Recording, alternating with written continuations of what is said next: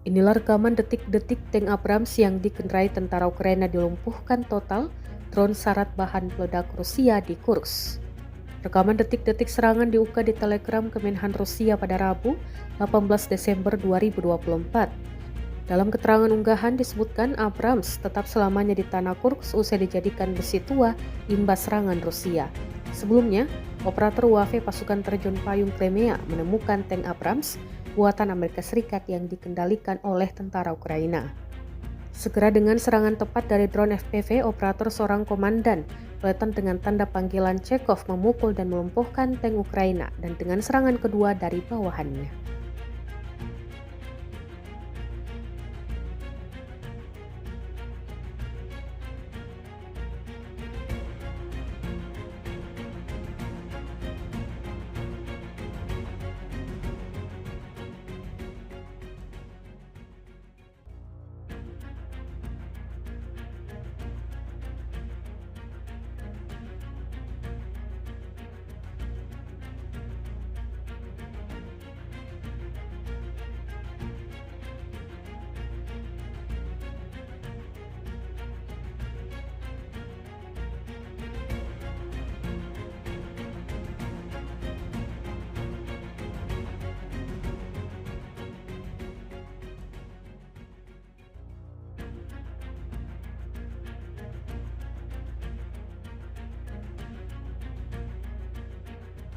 Download Tribun X sekarang, menghadirkan lokal menjadi Indonesia.